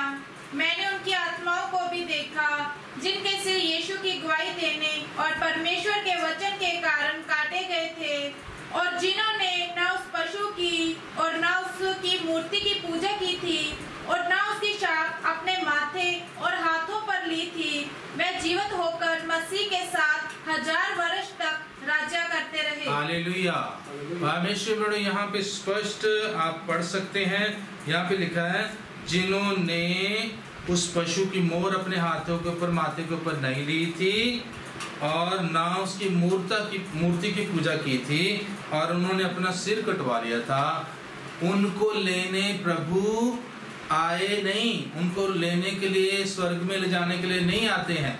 वो कहाँ प्रवेश करते हैं? वो जिंदा होते हैं और इसी धरती के ऊपर 1000 साल के राज में प्रवेश करते हैं। क्या लिखा है? वह जीवित होकर मसीह के साथ 1000 वर्ष तक राज करते रहे। अब प्रवेश के वीडियो पवित्र कलीसिया का नए यरूशलेम में प्रवेश कर जाना वो अलग अनुभव है और जिंदा होकर इसी धरती के ऊपर 1000 साल के लिए राज करना वो एक अलग अनुभव है। हालेलुया। इस चीज को आप समझे। जितने लोग इन बातों में कंफ्यूज हैं कि अभी मोहरें लगेंगी, अभी ये होगा, अभी सिर काटे जाएंगे, अभी मूर्ति की पूजा करवाएंगे, परमेश्वर के बेटे बेटियों वो अगला फेज है, नेक्स्ट फेज है वो। उसमें जो मसीह के जिन लोगों के सिर काटे जाएंगे वो स्वर्ग को उठाए नहीं जाते हैं, जी उठेंगे मसीह के आगमन पर और फिर वो इसी धरती के ऊपर 1000 साल के लिए राज्य में प्रवेश हो जाएंगे, राज करेंगे 1000 साल के लिए। वो अच्छे और उत्तम और धर्मी लोग होंगे, उनको न्याय करने का भी अधिकार दिया जाएगा और वो इस धरती के ऊपर 1000 साल तक मसीह के राज में प्रवेश होंगे। कलीसिया यहाँ नहीं होगी, कलीसिया उस समय कहाँ चली जाएगी? सोने की कलीसिया, सोने जैसी कलीसिया, बेशकीमती कलीसिया, उनको प्रभु पहले लेकर अपने साथ ले जाएगा। हालेलुया। अब मसीह का राज का अर्थ ये नहीं है जो धरती के ऊपर 1000 साल का आने वाला है कि मसीह यहाँ धरती के ऊपर आकर रहेंगे। नहीं, मसीह का राज यहाँ पे होगा। मसीह अपने स्वर्गराज में ही रहेंगे, कलीसिया अपने स्वर्गराज में ही रहेगी, लेकिन उसका राज जैसे अभी भी मसीह जो है वो अपने पिता के दाहिने हाथ में है, आत्मिक रीति से वो हमारे अंदर है और उसका राज्य हमारे अंदर चल रहा है। हम उसकी संतानें हैं, हम उसके राज के अधीन चल रहे हैं, हम उसको अपना राजा और राजाओं का राजा मानते हैं। सो परमेश्वर के वीडियो, इन कंफ्यूजन्स को आप दूर करें। सेकंड नंबर के ऊपर चांदी में शहीद आते हैं जो इस धरती के ऊपर एंटी क्राइस्ट के द्वारा, मसीह विरोधी के द्वारा, 666 के द्वारा शहीद किए जाएंगे। वो उसके थोड़े समय बाद जो है प्रभु के आगमन पर जीवित किए जाएंगे और उनको फिर 1000 साल के लिए जो स्वर्ग में नहीं लेकिन किसी धरती के ऊपर जो रहने का और मसीह का राज्य के अंदर प्रवेश करने का उनको अवसर मिलेगा। तीसरे नंबर के ऊपर परमेश्वर के वीडियो जो इसराइलियों की बात आती है। इसराइल के अंदर भी कुछ भी होता है तो कलीसिया जो है, इसराइल में ये होगा, इसराइल फौजों से घिरा हुआ है, इसराइल ऐसा है, इसराइल वैसा है, बहुत सारी बातें इसराइल की जो है कलीसिया के साथ जोड़ते रहते हैं लोग। लेकिन परमेश्वर के वीडियो मैं आपको बताना चाहता हूँ, पहले पवित्र कलीसिया, सोने रूपी कलीसिया उठाई जाती है। सेकंड नंबर के ऊपर जो कलीसिया में से अधूरा विश्वास करने वाले लोग थे उनके विश्वासों को परखा जाता है। या तो वो अपने हाथों पे मोहर ले लेंगे, स्थान की पूजा कर लेंगे, या फिर वो मसीह के नाम से अपने सिर को कटवाएंगे। सेकंड नंबर के ऊपर ये उत्तम लोग हैं जिनको चांदी के जैसे वो लोग हैं और इस धरती के ऊपर राज करेंगे। तीसरे नंबर के ऊपर अवसर मिलेगा इसराइलियों को ताकि वो अपने आप को बचा लें, अपने आप को जो है धर्मी बना लें, पवित्र बना लें। क्या अभी जो है इसराइल जो है वो धर्मी है? क्या वो प्रभु को मानता? क्या वो उद्धार पाया हुआ है? इसराइल बिल्कुल भी उद्धार पाया हुआ नहीं है, क्योंकि इस धरती के ऊपर मसीह के बिना कोई उद्धार प्राप्त नहीं कर सकता। परमेश्वर के वचन में लिखा है, आकाश के नीचे धरती के ऊपर एक ही नाम दिया गया है, वो प्रभु यीशु मसीह का नाम है, जिसके द्वारा लोग उद्धार प्राप्त कर सकते हैं।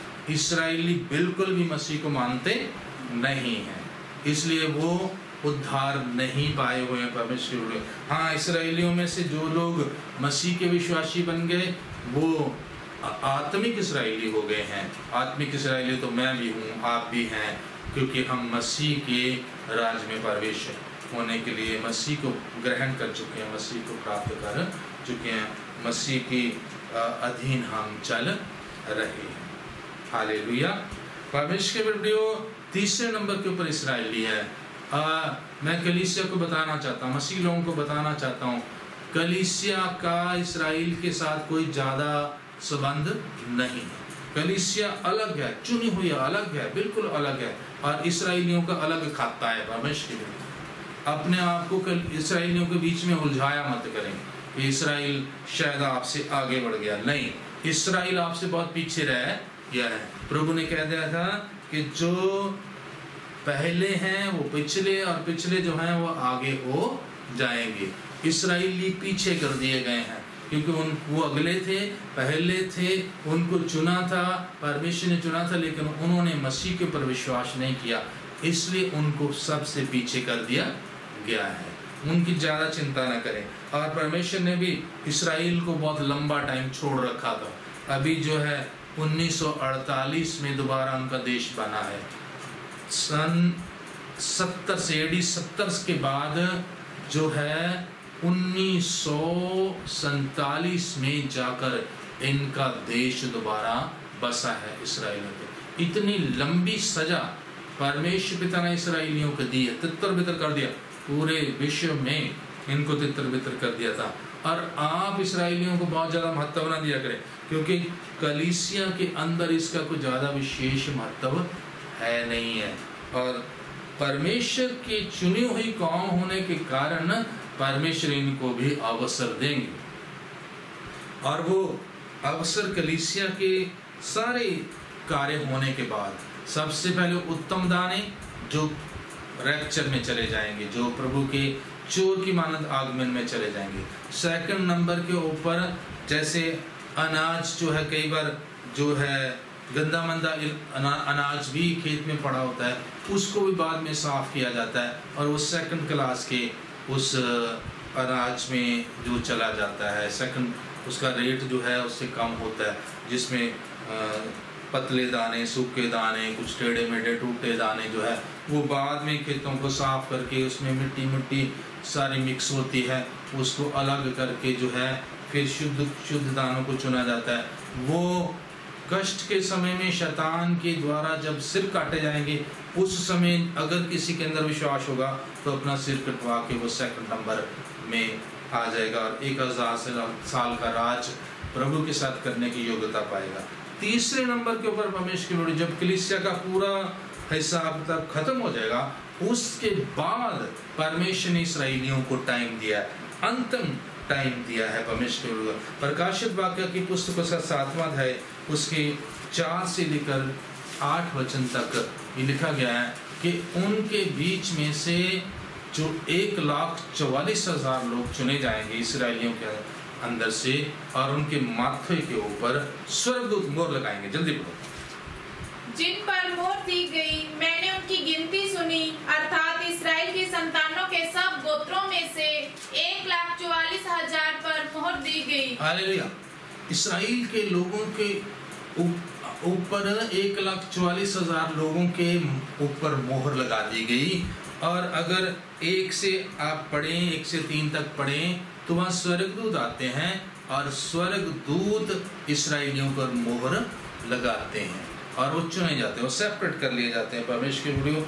ये उन कष्ट के दिनों में, अंतिम दिनों में ये बातें होंगी इसराइलियों के बीच में, जब एंटी क्राइस्ट इस धरती के ऊपर होगा और उस समय 2 गवाह परमेश्वर के, 2 गवाह जो जिंदा उठाए गए, 2 संत इसराइलियों के ही, जिसमें एक एलिया है, दूसरा हानूक है, जो यहूदा की पत्री में जिसके बारे में, हानूक के बारे में लिखा हुआ है कि वो जीवित उठाया गया था और वो विष तकता था और उसके पास बहुत सारी बातें थी, उसने बहुत सारी बातें जो उस समय भी कही थी। अब परमेश्वर वो दोनों इसराइलियों के बीच में वापस आएंगे और वापस आकर मसीह का प्रचार वो इसराइलियों को करेंगे और उस समय 1,44,000 लोग जो हैं उसमें से बचाए जाएंगे। और वो लंबी स्टोरी है। उसके बाद वो दोनों सेंट जो है वो भी मार डाले जाएंगे, फिर वो जिंदा हो जाएंगे और स्वर्ग को उठाए जाएंगे। और ये इसराइली जो है ये अंतिम समय में बचाए जाने वाले 1,44,000 लोग हैं। और ये भी इसराइली कौम के ऊपर दया और कृपा करके इनके पितामह दाऊद के साथ जो वादा परमेश्वर ने किया था, उस कारण से इनके ऊपर दया होनी है अंत में कि ये बचाए जाएंगे। और क्या होगा, 1,44,000 केवल इसमें से बचाए जाएंगे और वो भी बलिदान चढ़ाने के द्वारा नहीं, पुरानी व्यवस्था के कारण नहीं ये बचाए जाएंगे, लेकिन ये मसीह के ऊपर विश्वास करेंगे। एलिया और हानूक आकर इनको बोलेंगे मसीह ही उद्धार करता है, मसीह ही मुक्तिदाता है, तुमने उसके ऊपर विश्वास क्यों नहीं किया? उसके ऊपर विश्वास करो, तब ये मसीह के नाम में बचाए जाएंगे अंत में परमेश्वर। और इसराइली लोग जो हैं वो जो उनके ऊपर इसराइलियों के ऊपर, इन इसराइलियों के बीच में स्वर्गदूत काम करते थे पुराने समय में भी, और स्वर्गदूत ही उनके ऊपर मोहर लगाते हैं। यहाँ पे भी आप देखो, प्रभु के लोगों के ऊपर, कलीसिया के ऊपर स्वर्गदूत मोहर नहीं लगाते हैं, प्रभु के लोगों के ऊपर पवित्र आत्मा की मोहर लगती है और प्रभु यीशु मसीह के बेशकीमती लहू की मोहर लगती है। और प्रभु यीशु मसीह कि कलीसिया की स्वर्गदूत केवल रखवाली करते हैं, रक्षा करते हैं, उनके मार्गों में खड़े रहते हैं और उनकी कलीसिया में आकर देखते हैं तो वो किस तरह से आराधना कर रहे हैं परमेश्वर, क्योंकि मसीह की कलीसिया स्वर्गदूतों के अधीन नहीं है।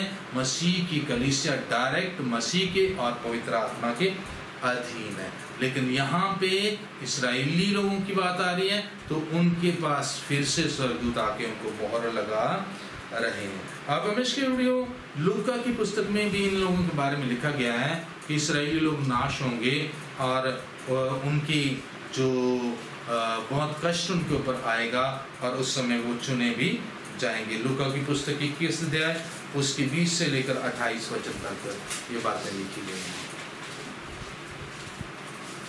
जब तुम यरूशलेम को सेनाओं से घिरा हुआ देखो तो जान लेना कि उसका उजड़ जाना निकट है। बहुत सारे लोग कलीसिया के साथ इसको मिक्स कर लेते हैं। देखो देखो कहेंगे वो जो यरूशलेम है वो घेरा हुआ है, उसको घेरा पा ले, इसलिए अंत के दिन आगे हैं ये वो।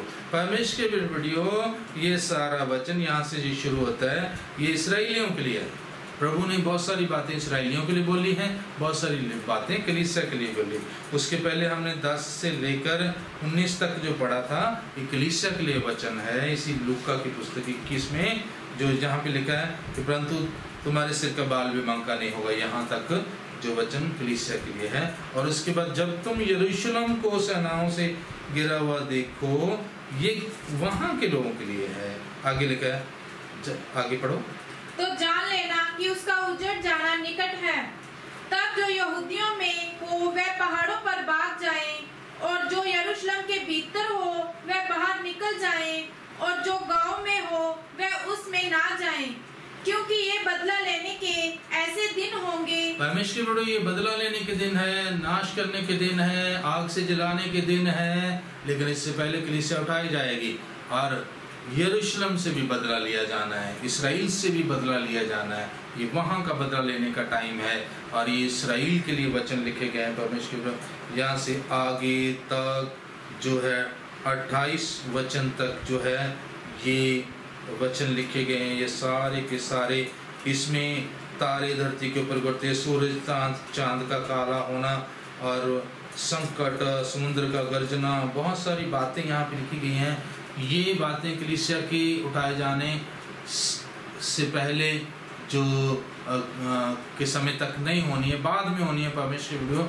जब न्याय के दिन चल रहे होंगे, जब कष्ट के दिन चल रहे होंगे, जब सजा का टाइम इस धरती के ऊपर होगा। इसराइल के ऊपर, क्या इसराइल सजा का पात्र नहीं है जिसने मसीह को ग्रहण नहीं किया? क्या इसराइल जो है वो आज भी क्या मसीह को ग्रहण कर रहा है? इसराइल के पुराने सेंट्स जो है वो सचमुच ठीक है, अच्छे थे, बहुत बढ़िया थे, परमेश्वर ने उनको चुना था, लेकिन उनको छोड़ देना पड़ा क्योंकि परमेश्वर ने अपना मुंह फिर अन्य जातियों की तरफ फेर दिया, उनको छोड़ दिया क्योंकि उन्होंने सुना नहीं है परमेश्वर वीडियो। ये सारे इसराइल के ऊपर उस समय बहुत सारे कष्ट होंगे। इसका डिटेल जो है बहुत लंबी चौड़ी है, वो अभी थोड़े समय में मैं आपको दे नहीं पाऊंगा। लेकिन परमेश्वर वीडियो इस्राएली लोगों को भी अंत में समय दिया जाएगा कि वो पश्चाताप करें और चुने जाएं, और वो चुने जाएंगे 1,40,000 केवल और केवल उसमें से बचाए जाएंगे, और बाकी सारे इसराइली जो हैं ये नाश हो जाएंगे और मारे जाएंगे परमेश्वर वीडियो। उनका शहर जो यरूशलेम कुचल दिया जाएगा, सारा इसराइल कुचल दिया जाएगा और ख़त्म हो जाएगा परमेश्वर वीडियो। और वो इतना जल्दी होगा, इतना शॉर्ट में हो जाएगा वो काम सारा, उसके लिए सैकड़ों साल नहीं लगेंगे। वो इसलिए प्रभु ने कहा कि जो यहूदिया में रहे, जो बाहर रहे, जो घर में है बाहर ना निकले, क्योंकि अब टाइम और तुम्हें मिलेगा नहीं। जहाँ हो वहीं नाश कर दिए जाओगे, वहाँ रहोगे और बड़ा क्लेश होगा, वहाँ पे लिखा गया। लेकिन परमेश्वर बहुत सारे लोग इस चीज़ को कलीसिया के साथ मिक्स करते रहते हैं। इस तरह के दिन शायद कलीसिया पे आएंगे, नहीं, बिल्कुल नहीं। ये दिन स्पष्ट और सीधे लिखे गए हैं इसराइलियों के लिए, ताकि इसराइली लोगों के ऊपर इस तरह की बातें आएंगी। 3 चीज़ें, सबसे पहले पवित्र कलीसिया उठाई जाएगी, दूसरे नंबर के ऊपर शहीद होंगे इस धरती के ऊपर लोग, वो अलग टाइम है। उसके बाद क्या?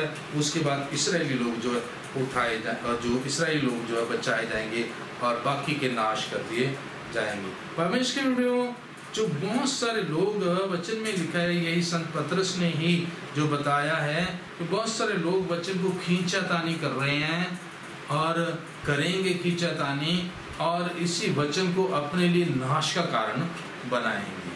और आजकल ऐसा हो रहा है परमेश्वर कि लोग अपने आप को जो नुकसान में डाल रहे हैं, बजाय कि वो अपनी तैयारी सही से करें, वो नाश होने की ओर जा रहे हैं। वचन की खींचतान, वचन के गलत जो तर्ज में वो किए जा रहे हैं। दूसरा पतरस उसका 3 अध्याय उसकी 15 से 17 वचन तक। और हमारे प्रभु के धीरज को उदार समझो, जैसा हमारे प्रिय भाई पौलुस ने भी उस ज्ञान के अनुसार जो उसे मिला तुम्हें लिखा है, वैसे ही उसने अपनी सब पत्रियों में भी इन बातों की चर्चा की है, जिनमें कुछ बातें ऐसी हैं जिनका समझना कठिन है और अनपढ़ और चंचल लोग उनके अर्थों को भी पवित्र शास्त्र की अन्य बातों की तरह खींच-तान कर अपने ही नाश का कारण बनाते हैं। परमेश्वर बहुत सारे लोग इस वचन को अपने नाश का कारण बना रहे हैं। 7वीं पढ़ो, 17वीं पढ़ो। इसलिए हे प्रियो, तुम लोग पहले ही से इन बातों को जानकर चौकस रहो, ताकि अधर्मियों के भ्रम में फंसकर अपनी शिथिलता को कहीं हाथ से खो ना दो।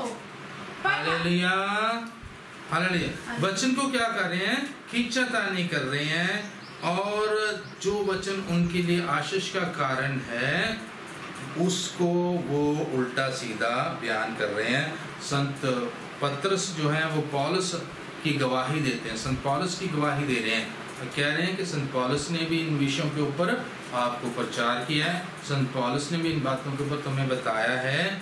जैसे कि अभी हमने थिस्सलुनीकियों की पुस्तक पढ़ी थी, वो वचन भी किसने लिखा, किसने बोला? संत पौलुस ने। कुरिन्थियों की हमने पुस्तक पढ़ी थी कि किस तरह से लोग पल भर में ही उठाए जाएंगे, वो बातें किसने जो शेयर की थी? संत पौलुस ने। संत पतरस जो है इस बात की गवाही देते हैं कि संत पौलुस ने बहुत अच्छी अच्छी बातें इस विषय पे बताई हैं, लेकिन आप लोग समझते नहीं, उसकी बातों को उल्टा सीधा करके खींचतान करके जो वचन को अपने नाश का कारण तो बना लेते। परमेश्वर आजकल भी बहुत सारे लोग जो है अपने लिए वचन को नाश का कारण बना रहे हैं। बहुत सारे कह रहे हैं मोहरें खुल रही हैं, कोई कह रहा दूसरी मोहर खुल गई, कोई कह रहा तीसरी मोहर खुल गई, कोई कह रहा चौथी मोहर खुल गई, कोई कह रहा 5वीं मोहर खुल गई। परमेश्वर वीडियो मोहरें जब खुलने लगेंगी तब ये धरती रहने के लायक रह नहीं जाएगी। बहुत सारे लोगों ने पता नहीं कैसी और कहां से थ्योरीज बनाई हुई है। मोहरें जो है परमेश्वर का वो क्रोध है जो इस धरती के ऊपर उतरेगा। हालेलुया। अभी प्रसन्नता का टाइम चल रहा है, मैं आपको बताना चाहता हूँ, वो क्रोध के समय में परमेश्वर जब क्रोध करेगा, सजा देगा, जब इस धरती के को मोहरें खुलना और तुरियां फूकी जाना, 7 मोहरें और 7 तुरियों का जो फूके जाना, वो परमेश्वर के बदला लेने के दिनों के टाइम की बातें हैं। परमेश्वर उसमें ना अभी हम प्रवेश किए हैं और खुदा करे कि आप लोग, हम सारे लोग उसमें प्रवेश ना करें। अगर प्रकाशित वाक्य की पुस्तक उसका 4था अध्याय उसके शुरू में अगर आप वचन पढ़ें तो वहाँ पे लिखा गया है कि मैं तुम्हें वो बातें दिखाऊं जो इसके बाद होनी जरूरी है, जो अंतिम समय में होंगी। ये संत यूहन्ना को परमेश्वर ने, प्रभु यीशु मसीह ने स्वर्ग में बुलाया और वहाँ पे उसको अंत समय की, आखिरी समय की वो बातें बताई। आखिरी समय अभी शुरू ही नहीं हुआ है, आखिरी समय कलीसिया के उठाए जाने के बाद शुरू होगा। परमेश्वर बहुत सारे लोग इस वचन को अपने लिए नाश का कारण बना रहे और वो तुरियों के ऊपर, मोहरों के ऊपर भी पहुंच चुके हैं। परमेश्वर के वीडियो वो दिन अभी बाकी हैं। बहुत सारे इसराइलियों के साथ ही जुड़े हुए हैं। इसराइल में ये हो गया, इसराइल में वो हो गया। जैसे मैंने अभी आपको बताया, इसराइल और कलीसिया दोनों सेपरेट चीजें हैं। इसराइल कलीसिया से बढ़कर बिल्कुल भी नहीं है। परमेश्वर ने सबसे उत्तम अपनी कलीसिया को स्थान दिया हुआ है। इस्राएल आगे 3rd नंबर पे चला गया है। पहले नंबर के ऊपर प्रभु के पवित्र लोग, पवित्र कलीसिया। दूसरे नंबर के ऊपर जो शहीद, जो उस समय ट्रिबुलेशंस के कष्टों के समय में शहीद होंगे। तीसरे नंबर के ऊपर उसके बाद अंत आएगा। परमेश्वर के प्रभु अंत अभी हो नहीं जाएगा, इतनी बात में भी अंत नहीं हो जाएगा। उसके बाद भी अंत के कई फोल्ड हैं। उसके बाद 1000 साल का राज आना है, शैतान को बांधा जाना है, 1000 साल का राज आना है, और उसके बाद फिर से शैतान को छोड़ा जाना है। फिर इस धरती को नाश किया जाना है, आकाश मंडल खत्म हो जाना, तारागण खत्म हो जाने। उसके बाद अंतिम न्याय, और अंतिम न्याय के बाद सब पवित्र लोगों को, पवित्र चीज़ों को स्वर्ग के साथ जोड़ा जाएगा, और सब शैतानी चीज़ों को और शैतान को आग की झील में फेंका जाएगा। तब जाके अंत होगा। इसीलिए परमेश्वर के वचन में यहाँ पे संत पतरस ने लिखा कि जब तक अंत के समय तक जो भक्तिहीन लोगों को जब तक सजा नहीं दी जाती है, तब तक जो है ये पृथ्वी और आकाश ऐसे ही बने रहेंगे। हालेलुया। और साथ में जो विशेष बात संत पतरस की आज हम पढ़ रहे हैं, जो हमारे लिए विशेष ज्ञान की बात है, और जो विशेष हमारे लिए जो उत्तम बात है, वो कह रहे हैं कि ये सारी चीज़ें जो है आखिर जो इस धरती की ऊपर इतनी आग लगेगी। उन्होंने कहा कि ये धरती जो आग से पिघल जाएगी, ये धरती जो है पूरी तरह से नाश हो जाएगी, और बिल्डिंगें तक पिघल जाएगी, तप्त होकर, बहुत ही गर्म होकर पिघल जाएंगे। और साथ में उन्होंने अंत में लिखा है, इसलिए हे प्रियो, जबकि तुम इन बातों की आस देखते हो, तो यत्न करो कि तुम शांति से उसके सामने निष्कलंक और निर्दोष ठहरो। परमेश्वर के प्रियो, कोई भी कलंक आपके ऊपर ना हो, आप निष्कलंक बन के रहो। ये चाहते हैं प्रभु के दास, ये चाहते हैं प्रभु के संत पतरस जी, जो इसमें इस चैप्टर में शिक्षा दे रहे हैं। क्योंकि प्रभु जो है वो अपनी कलीसिया को लेने आने वाले हैं। प्रभु अपनी कलीसिया के ऊपर दया कर रहे हैं। कलीसिया भी जो बिगड़ी हुई कलीसिया थी, उसको भी सीधा करना उन्होंने। जो सही रीति से कलीसिया जो प्रभु के साथ नहीं चल पा रही थी, उसको भी अपना डर और भय देना है। बहुतेरे जो है कलीसियाओं में डरते ही नहीं है परमेश्वर से। कलीसिया के सदस्य तो हैं, धर्मी तो हैं, लेकिन परमेश्वर से नहीं डरते, पाप करने से नहीं डरते, बुराई करने से नहीं डरते, लोगों की टांग खींचने से, हर तरह की बुराई करने से डरते नहीं। बहुत सारे कलीसियाओं में ऐसे भी लोग हैं। लेकिन परमेश्वर पिता जो है धीरज धरता है, और वो समय दे रहा है कि अभी बच जाओ, अभी निष्कलंक हो जाओ, अभी पवित्र हो जाओ, और अभी निर्दोष बन जाओ। क्योंकि पवित्र और निर्दोष लोगों को ही परमेश्वर जो है अपनी कलीसिया का सदस्य बना के अपने साथ लेकर प्रभु यीशु मसीह जाएंगे। परमेश्वर, ये विषय इतने बड़े हैं कि इसको पूरा करना थोड़े टाइम में बहुत मुश्किल है। और आज भी बहुत सारी बातें जो है मैंने आपको बताने की कोशिश की हैं, लेकिन आप ये मत समझना कि ये विषय पूरा है। इसराइलियों का विषय पूरा कर पाया हूँ मैं? बिल्कुल नहीं। शहीदों का विषय भी मैं पूरा कर पाया हूँ? बिल्कुल नहीं। इसमें एंटी क्राइस्ट का, 666 का, और बहुत सारी और बातें हैं। एक एक विषय के ऊपर लगभग 1-2 घंटे का प्रचार अगर किया जाए तभी पूरी विशेष बात को समझ में हम आएगा। लेकिन परमेश्वर, थोड़े कहें को ज़्यादा समझना बहुत ज़रूरी है। सीधी सी बात है कि प्रभु जो है अपनी कलीसिया को लेने आने वाले हैं, और उसके लिए हमें तैयार होना है। और अगर हम तैयार हो गए तो हम उस में उठाए जाएंगे। परमेश्वर ने कलीसिया को कष्ट में, दुखों में जाने के लिए नहीं चुना है। परमेश्वर ने उसको पाप से, कष्ट से बचा के, पवित्रता से, आराम से अपने साथ पर अपने स्वर्ग राज में प्रवेश कराने के लिए जो चुना है।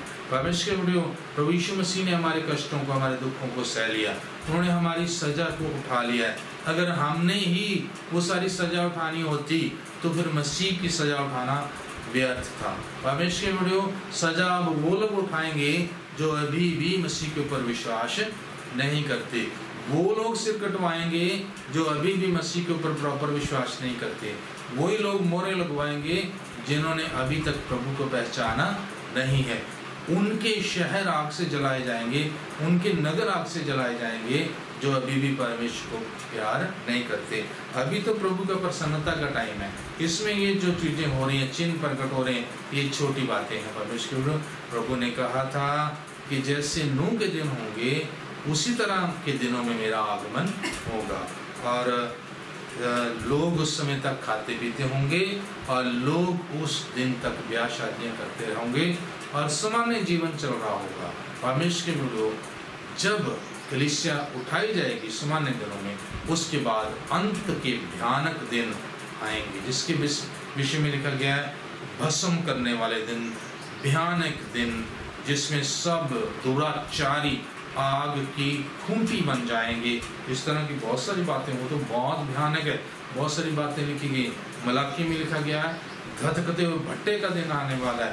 परमेश्वर के वीडियो कलीसिया धधकते हुए भट्टे के दिन में नहीं जाने वाली, उससे पहले ही प्रभु अपनी कलीसिया को उठा के ले जाएगा।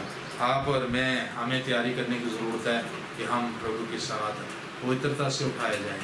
हम सोना है परमेश्वर के वीडियो, और सोने को प्रभु यीशु मसीह सबसे पहले लेने आने वाले हैं। आप चांदी मत बनना, चांदी जो है वो शहीद है, चांदी वो इसराइल है, इसराइली तो आप बन ही नहीं सकते, और ज़्यादा से ज़्यादा जो है कोई चांदी बन जाएगा, और चांदी बनना भी बहुत मुश्किल है। चांदी बनने के लिए भी सिर कटवाना पड़ेगा उस समय मसीह विरोधी के द्वारा, और परमेश्वर वो बहुत कष्ट के समय, उस समय अगर कोई अभी विश्वास करके पवित्र नहीं बन सकता तो उस समय विश्वास करके इतने कष्टों में से जाना बड़ी हद मुश्किल है। परमेश्वर खुदा आप सबको आशीष दे, बरकत दे, और इन बातों को समझने की तौफीक दे, इन बातों को समझने का फजल दे। आपको सारे मसीलों को इन बातों को समझने का फजल देकर ये मेरी दुआ है परमेश्वर, क्योंकि बातें बहुत हैं, लेकिन एक ही अंतिम बात है कि हम पवित्र बन जाएं और निर्दोष बन जाएं, और प्रभु की प्यारी उसकी जो पवित्र कलीसिया और उसकी सर्वांग सुंदरी कलीसिया हम बन जाए। प्रभु आपको आशीष दे और खुश रहे, आनंदित रहे। हालेलुया। आशा है कि आपने प्रभु के इन मनोहर सुंदर वचनों को, जो स्वर्ग से ये कलाम भेजा गया, जीवन की रोटी भेजी गई, जो हमारे भीतरी मनुष्यता के लिए परमेश्वर ने ये मन्ना दिया है, आप सब इसको खाकर तृप्त हुए। आपकी आत्मा में ये नया बल देने वाले प्रभु के वचन है, जो जिसके लिए हमें तैयार होना है और उसके आसमानी बादशाही में हमने सदा सदा राज्य करने के लिए तैयार होना है। परमेश्वर के इस सुंदर वचनों के लिए आइए उसका धन्यवाद करते हैं और प्रार्थना में अपने सिरों को झुकाएंगे। सर्वशक्तिमान परमेश्वर यहोवा, हम आपका धन्यवाद करते हैं प्रभु यीशु मसीह में, आपकी बड़ाई हो आज के सुंदर दिन के लिए। परमेश्वर के पिता, अपने जीवन की रोटी को खुदावन आपने हमारे भीतर भेजा परमेश्वर प्रभु जी, और अपने गहरे भेदों को आपने प्रकट किया प्रभु। आपके जिन जिन बच्चों ने भी परमेश्वर आपके इन वचनों को आज सुना है पिता, होने दे कि उनके जीवन में ये वचन 100 गुना फल लाए प्रभु जी, और प्रत्येक आपका बेटा बेटी खुदावन इन वचनों के द्वारा एक तेजस्वी दुल्हन बनकर खुदावन आपकी स्वर्गीय अमल के लिए तैयार हो जाए। एक ऐसी दुल्हन जिसे लेने के लिए प्रभु यीशु मसीह आप आने वाले हैं, और जिसमें ना कोई दाग ना कोई झुर्री, जो निर्दोष और निष्कलंक आपके सामने खड़े होने वाली हो प्रभु। अपने बच्चों को ऐसा ही बना देते रहे परमेश्वर। आपका धन्यवाद, आपकी आत्मा की बड़ी सामर्थ्य के साथ प्रभु अपने बच्चों की अगुवाई करें, और खुदावन आपके लिए तैयार होने के लिए आप सहायता करें प्रभु। आज अपने प्रत्येक बेटे बेटी को बड़ी बरकत और बड़ी आशीष से करें। सारी महिमा आदर और सराचार हम आपको देते, इस प्रार्थना को अपने उद्धार करता हूँ जी के नाम यीशु मसीह नासरी के नाम से मांग लेते हैं, आप सुने और ग्रहण करें, आमीन।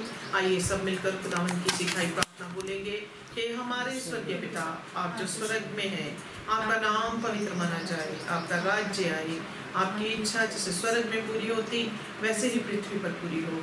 हमारे दिन भर की रोटी आज हमें दे, और जिस तरह हमने अपने अपराधियों को क्षमा किया, आप भी हमारे अपराधों को क्षमा करें। हमें परीक्षा में ना पड़ने दे, परंतु बुराई से बचाएं, क्योंकि राज्य और पराक्रम और महिमा सदा आपकी ही है, आमीन। अब से लेकर हमारे महान दयालु पिता परमेश्वर का प्रेम, हमारे उद्धारकर्ता प्रभु यीशु मसीह का अनुग्रह और पवित्र आत्मा की सहभागिता आप सबके साथ और सब पवित्र लोगों के साथ हमेशा हमेशा ठीक बना रहे। आमीन। Hallelujah, hallelujah, hallelujah, hallelujah, hallelujah. Hallelujah. प्रभु यीशु मसीह की जय। प्रभु यीशु मसीह की जय। प्रभु यीशु मसीह की जय। प्रभु आप सबको आशीष दे, खुश रहे।